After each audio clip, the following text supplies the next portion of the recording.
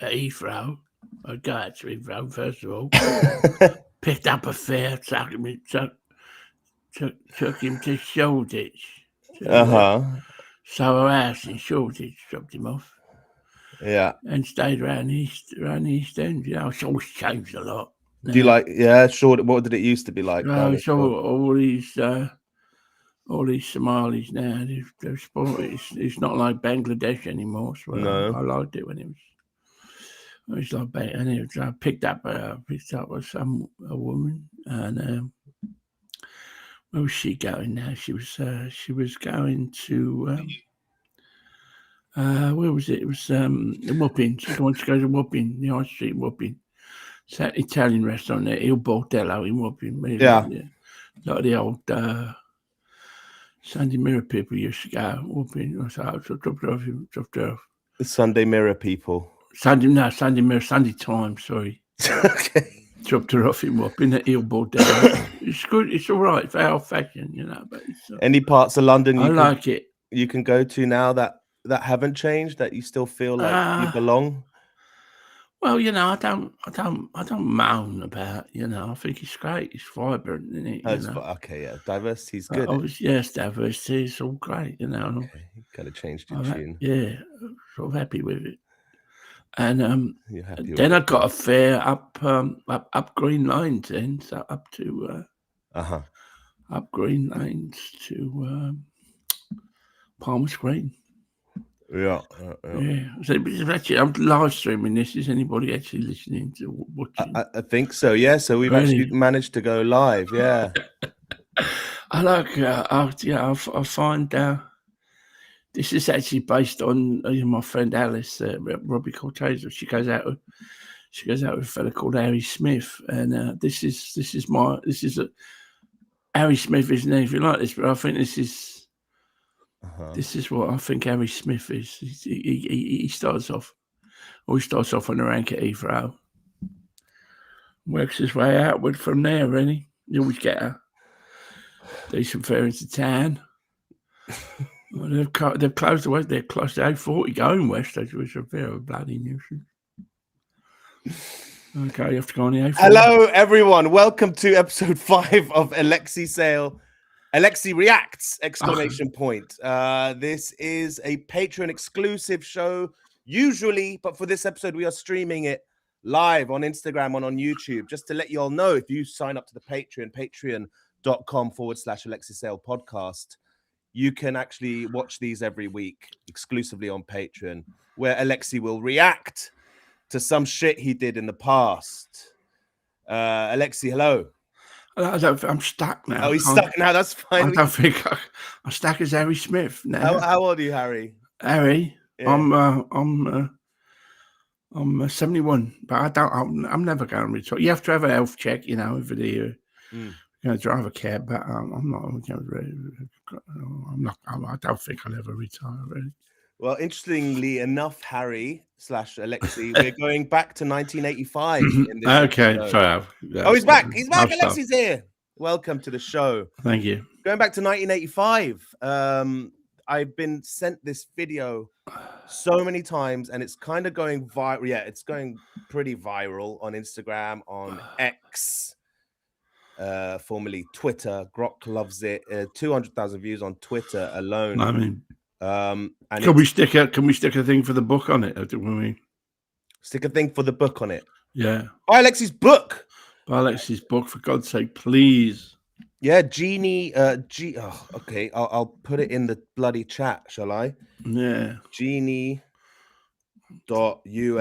I've memorized this bloody link now. How many times I've used it? Actually, wait, I say that I've memorized it. But Alexei's book is now available for pre-order. What's it called, Alexei? It's called How I've Tried to Save the World by Walking Down the Middle of the Street Shouting. And there's the link on the YouTube chat, geni.us/Alexei Sale HB. If you pre-order it now, choose one of the more independent bookshops because it gives you a list of links to use. You can get a signed copy of that shit. Anything you want to tell us about it? Or well, yeah, I'm going to sign 1,500 copies, and that's good because they're all That means they're all sold. Mm. So, yeah. But yeah, you can get them. Then they'll be allocated to independent bookshops. So yeah, order it via independent bookshop. There's already been 1,500 sold. Is that what you mean? No, I'm going to go in August actually to a warehouse in the town of Bungay in Look at this. Suffolk, and I'll sign 1,500 copies of the book, and then they will be distributed to independent booksellers. There's that story of is it what's it called? Alan, I forgot his name now. I go Foster came with Rupert at who's he called? The playwright Alan. I've forgotten his name. Famous, most beloved playwright of Britain. Goes Foster. Alan Bennett. Alan Bennett. And he said I was in a bookshop in Harrogate, and they had a packing pile of my books, and I said to them, "Do you want me to sign a few?" And they said, "Oh no, we have enough difficulty getting rid of them as it is." Turned out nice again, hasn't it? Good one. Yeah. This is Alexei Reacts, though. We can save the ramblings and the yammerings for the real podcast. But let people in the chat popping off. Could you look? Here's a question. Could you please ask Alexei how to spell his character's name from The Young Ones? Jerzy Bolowski. I think it's Bolowski. I think it was. I assume it was Lisa. It's Jerzy. It's a sort of play on Jersey pullover. I think. Actually, I never asked her about that, but I was just in Jerzy. I think it's more like Bolowski. I don't know. It must be written down somewhere. Put a W in there. Google it, mate. Yeah. But if we get to 500 Patreon members, we're in our 400s though, so we're approaching it. We are going to do Strangers on a podcast at some point. We will go live on YouTube, and Alexei will be accepting questions, and we'll even get guests, like listeners can join the stream and talk to Alexei face to face. But that's not what this is. This is Alexei Reacts. Let's zero in on the topic at hand here. I think we could do Harry Smith podcast as well, couldn't we? One day. Let's stay on topic here, please. Alexei Sale on Dr. Martens boots, 1985. Do you want to maybe just tell us, as if we're babies, why would the BBC approach you to talk about Dr. Martens boots on the 25th anniversary of the renowned boot? Well, I suppose, what I did was, which I suppose is what what a comedian does, or one of the things a comedian does, is he or she kind of zeroes in on social phenomena or things that are happening or things that are in people's lives before they realize that they're actually there. And so some of the things I used to talk about in the early days was like, I was really the one who first noticed, for instance, that people were buying with Jeeps, 4-wheel drives, and going down to Sainsbury's in them, and I did the bit, and everybody's done that since, but, because I was living in Fulham then, that council block, you just see these little Suzuki SJs, these kind of chunky 4-wheel drive cars, and clearly outside these yuppie houses and land, Range Rovers, and so I did a bit about that. I also, of course, did the bit about people in India having a steak and kidney pies after a night out in the pub, long before goodness gracious me. Oh, the evidence is there on Secret Policeman's Other Ball. I did that. Wow, going for an English, which they made their entire career out of. I'd already done that years before. But it's a tragedy of me, isn't it? I don't hammer it. I don't push myself, Talal. I don't push myself forward. You should have sued them.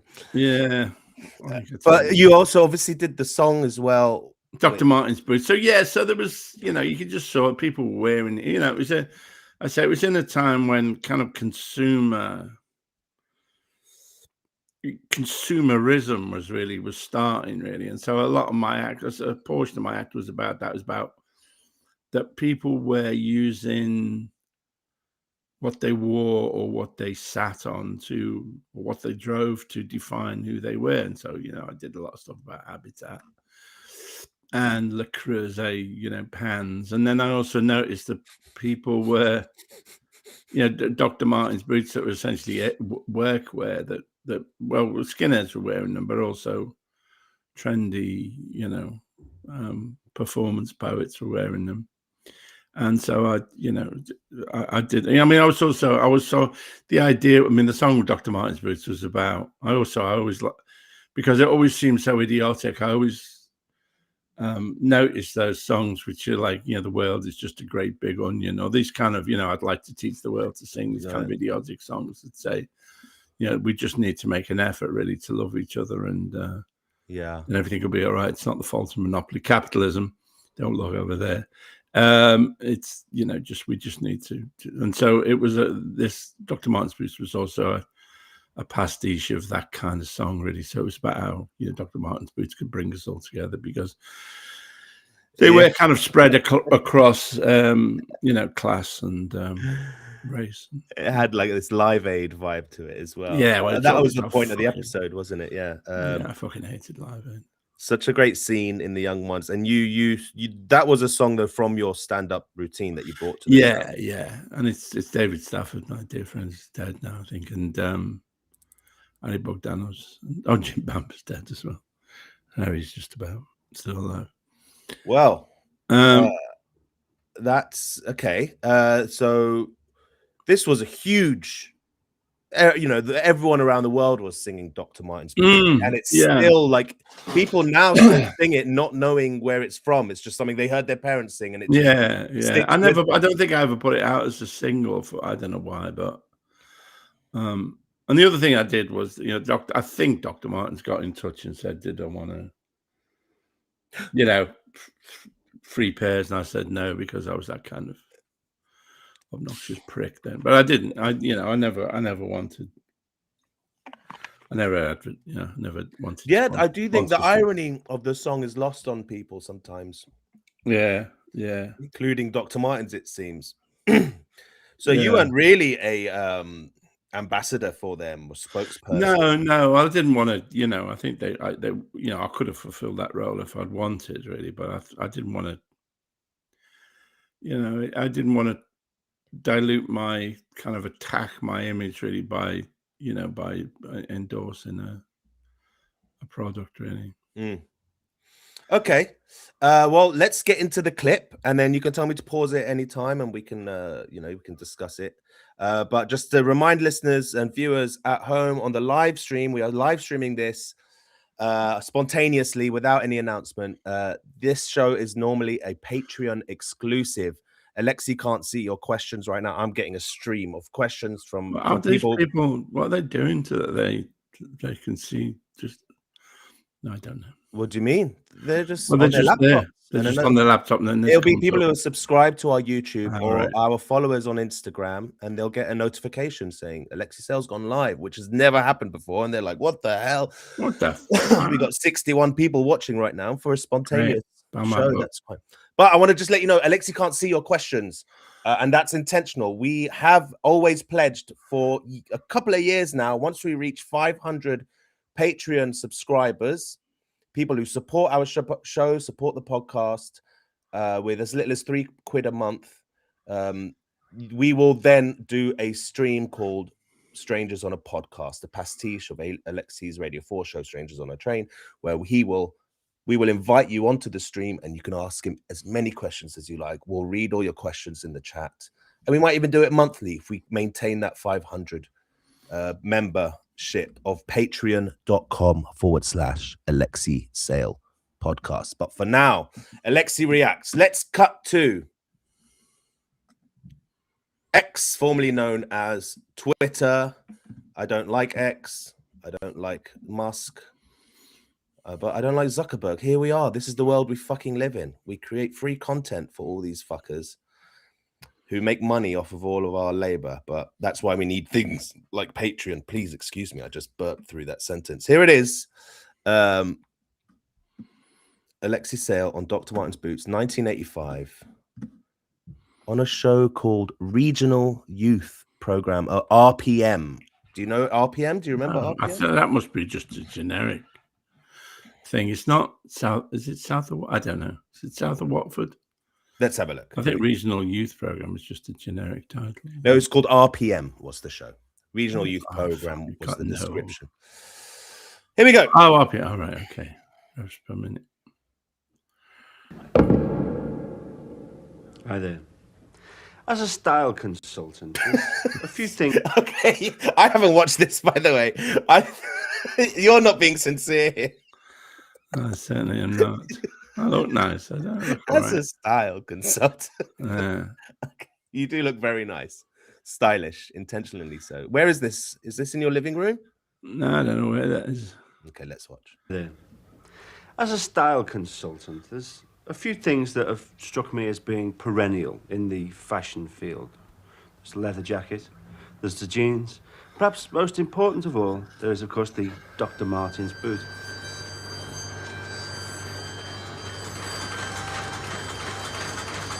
Whoa! This is where Nottingham was the old factory, was it? Northampton. Northampton.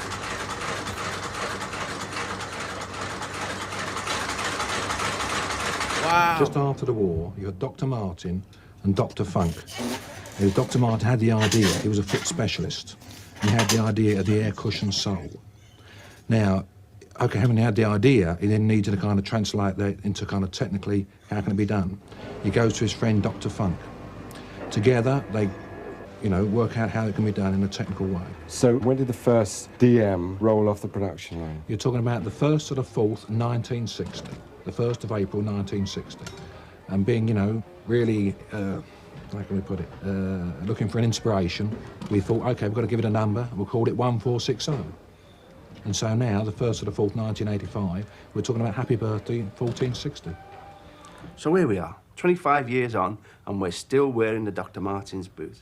And everybody's wearing them, all social scales, all strata. You got butlers and the aristocracy wear them, policemen wear them, pickets wear them in the recent miners' strike, both sides. The only thing they had in common was their boots. Isn't it a pity the boots can't talk to each other? It's an eternal shame, really. Let's reflect on that for a minute. I had to beg and beg my mother to buy me my first pair. I was clearly when I was about making 11 that and up 12, as because I obviously at went that time along. they were very much. Paul King, what's the band he was in? He became one of the first video DJs when MTV got started in Britain. I remember. Paul Anyway, King. Yeah.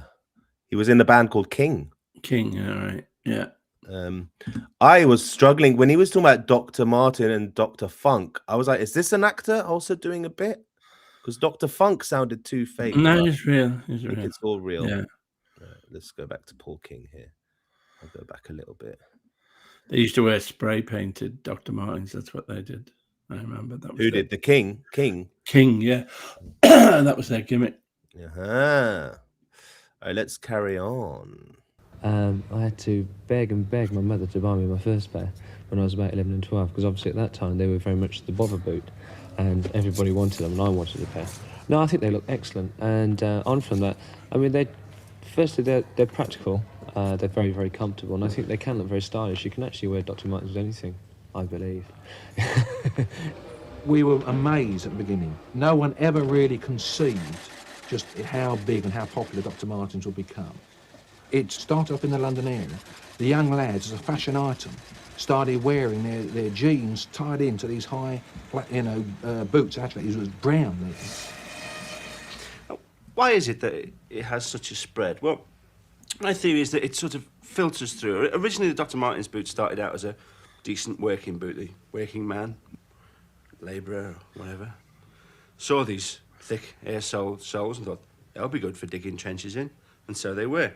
But then the pretend worker, as we Marxists say, the members of the lumpen proletariat, those who don't work, You have to make that. saw these boots and thought, they look good. Doing We'll that wear them, shit even though back we then. work not, nor do we sow. Sorry? Just doing that Marxist. Yeah, you had to bring that in, didn't you? Yeah. Still doing that now. You don't change. You're one of the few who hasn't changed. No, it's true. That's why we love you, mate. That's why we love you. All right, here we go. Back to 1985. He sees these boots, thinks, "God blimey, Gov, they look good," and buys a pair for himself.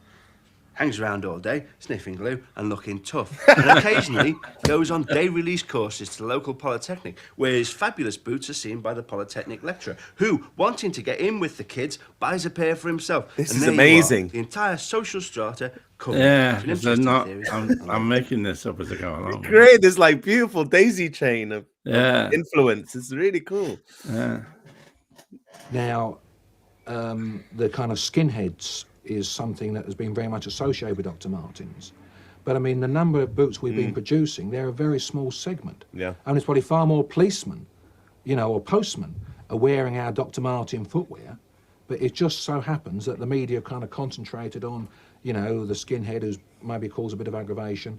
And there he is wearing a pair of our boots. Do you regard that image as working for you positively or not? It's a negative image because it is associated wearing Dr. Martens with a kind of an aggressive image. That's why we're very happy with this King Pop group. When King first He likes King Pop Group. You know what that reminds me of? You know Ralph Lauren? yeah. It became in the 90s, in New York, the hip hop music videos, they all would wear Ralph Lauren. Right. And it became very trendy. And so loads of street like gang or gang adjacent or just like fucking people who couldn't afford Ralph Lauren started going into Ralph Lauren shops and racking it, like stealing the certain styles that they saw in the music videos. And it became more and more and more popular. And until Ralph Lauren and Tommy Hilfiger did something very similar as well. You'll figure, yeah. They made a statement saying, we don't agree, basically saying we don't want black people wearing our clothes. But they were saying, we don't agree with this rap culture stealing our fucking, our style and all that. Which further just basically escalated the whole issue. And in the end, fast forward a decade and Ralph Lauren are like sponsoring rappers and, you know, deciding to capitalize on it rather than and I think Makes Dr. Martin seems like they had a similar story with the skinheads, right? Yeah. Anyway, this is Alexei Reacts, not Talal Reacts. I'll shut up. actually took them on, we were, because of the image they had, and particularly in Coventry at that time with the sort of racial tension and a lot of heavy things going on, we actually did take them and deliberately do what we did to them, which was sort of paint them up and make a joke out of them in some ways, as a sort of an attempt to detract from the violent image and have a go at them. And we were just simply saying that we thought what they represented and symbolised stinks. And we had a lot of sort of heavy times, really, from people up there, particularly sort of like this fascist skinhead element because of it. Nowadays, of course, I think that's actually gone away. And I think I can't remember who he went out with. He went out. I can't remember if it was like Leslie Ash or Paula Yates, or it might have been Janet Street Porter. I'm not sure. He went out with somebody. You could hear his bloody Dr. Martin's creaking on his chair. Yeah. As he rests them up there. I think we have sort of taken the fascist foot odor out of Dr. Martens, which I'm quite pleased about. Now, why does the Dr. Martens boot look so good? Well, there's an engineering theory, an engineering phrase which goes something like this. If it looks right, it is right. I think that is very true of the Dr. Martens boot. It is the perfect walking sole. For instance, you look at something like the Austin Allegro, that looks like a load of junk. It was a load of junk. Dr. Martens boot, it looks good, and it is good. Happy birthday, Dr. Martens boots. Oh, God. What if I got paid for that? Check your bank statement. From 1985, I don't know. There we have it. Yeah, well, that's a interesting curio. Yeah, thanks everyone who shared that with us, and I'll thank in particular Father Murphy on our Patreon. Hello, sharing this brilliant. I should have read this at the beginning. Very unprofessional of me. Hello, sharing this brilliant BBC archive interview with style consultant Alexei, where he passionately discusses the merits of Doc Marten boots. Never had Alexei down as a fashionista. Does he have any memory or reflections on this? Well, I hope we've served you well, Father Murphy. Do you remember doing that at all, Alexei? No, got no memory. I mean, and the things I said are things I've said more than once, really. So I remember the things I said, but in that context now. I've got no memory of doing that, but you know, It's a fine performance you gave there. yeah. No, you know, the day was spent doing things like that. What were you doing in 95. 1980? Oh, we would have done. The second series, the young ones would have gone out. I would have been maybe touring myself. I think maybe I did a tour that year. Mm. It was after the miners' strike, so I don't know. You know, the days were filled with all kinds of nonsense. Yeah, you know, we haven't, you know, all the terrible movies that I did. I must have done a terrible movie that year, probably, or you know, occasionally a decent one, but more often a terrible one. Was that around Gorky Park times? Gorky Park. No, I think Gorky Park was 83. Okay. I'd already made that. I see why that guy was asking how to spell Jerzy Belowski, because he's now changed his YouTube. He's changed his YouTube name, his handle to Jerzy Belowski. Oh, okay. I lost all my boss's invoices. I relaxed and made stupid noises, and now I'm awaiting further instructions. It was a good, you know, it was a good get out. If you know, if you're stuck in a hole, make stupid noises. It can't hurt. When this becomes a proper production company, I do intend on calling it Stupid Noises Productions. Yes, but stupid is an ableist term, and actually, some people would have problems with that. But not when it's attached to noises, though. Yeah, maybe. I think you could get away with it on that basis. All right, thank you for joining us for Alexei Reacts. Yes, thank you. I think that's it. Look, here it is there, patreon.com/Alexei Sale Podcast. Give me money, buy my book. Give us money, buy his book as well. I'll put the link on the screen as well before we go. Genie, oh God, I have to type every time. I'll put that down there. But before I do that, I'll just remind you, when we get to 500 subscribers on the Patreon, we will do a Strangers on a Podcast where you can ask him all the questions and he'll actually see them. We might even get you on the stream yourself to ask him in person. Pre-order Alexei's book there. All right, write that down. It's only 20 quid. You get a signed copy of Alexei's new book. They're always great. He's one of our generation's finest writers. Please and thank you for watching Alexei Reacts, episode 5, 1985, RPM, bloody Dr. Martens Boots 25th anniversary special interview with Alexei Sale. Any last words, Alexei?